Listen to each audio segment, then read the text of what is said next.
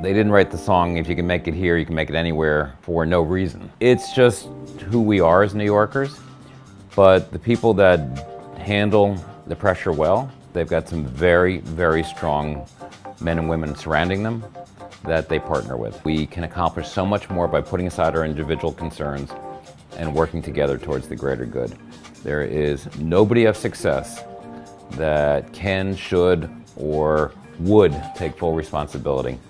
And I think maybe New Yorkers have a better sense of that concept, to surround yourself with people who compliment you.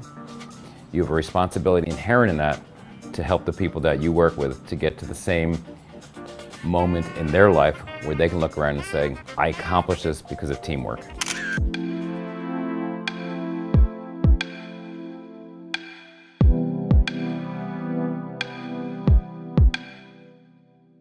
In the early 70s, New York City was going through a very difficult financial time. The city was about to default on its bonds. Many concerned New Yorkers expressed their desire to help. People like my father, Bob Tisch, like his buddy Lou Rudin, Felix Rodin, decided that they would get together to see what they could do to make sure that the city did not go bankrupt. And oftentimes they would meet in the morning. They would say, where should we eat? Where should we have breakfast? And my father said, well, why don't we meet at the Regency? Easy for him because he lived at the Regency and all he had to do was take the elevator. And that really is how the institution that we now know as the Power Breakfast started. So the Lowe's Regency Hotel on 61st Street and Park Avenue is literally the birthplace of the term, which is now global in its usage, the term Power Breakfast. It's not just about Manhattan anymore. The industry is spreading to all 5 boroughs, which is wonderful because it means that the city is staying safe and that people want to explore. It also means that jobs are being created based on a strong travel and tourism industry, not just in one borough, but in all 5 boroughs.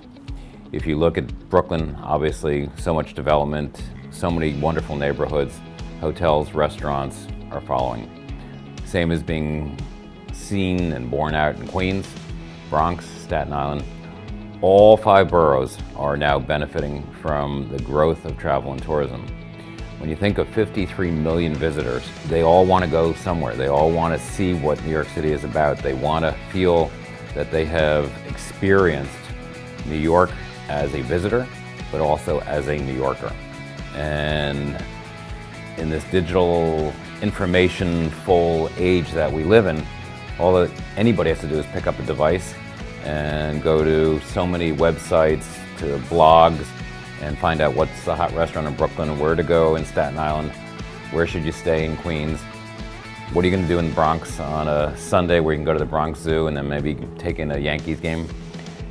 That only benefits New Yorkers because, once again, we continue through travel and tourism to create jobs. Super Bowl is the largest event in the world, and in February of 2014 it'll be played on the largest stage in the world, which are the 2 states of New York and New Jersey. And the estimates are that some $550 million will be generated in the 2 states, and that will create a lot of jobs, a lot of excitement. But we also want to leave a legacy beyond the game itself. Only 80,000 people will be able to go into MetLife Stadium on February 2nd to watch the game.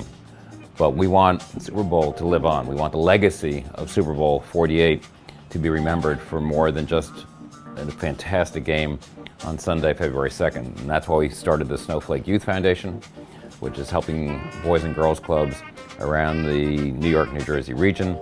We have our Huddle Shuttle, which is a wonderful mobile tour that is making 48 stops in both states. We're doing blood drives and coat drives, and there really needs to be a legacy, which I feel confident that there will be, to say that this has been a really incredible event. New Yorkers, New Jerseyites all came out to support it. We worked very closely with government and a true public-private partnership. And I think February 3rd, we're going to look back and say that this was well worth it. And maybe it's something we could do once a decade. There is no way that I could live anywhere but New York City. It is in my being, it is in my soul. I love traveling. I do it a lot for business, for pleasure. But the minute wheels touch down, you know you're home, and you know that this is a place that has been good to you, and hopefully the flip side is that you can be good to it.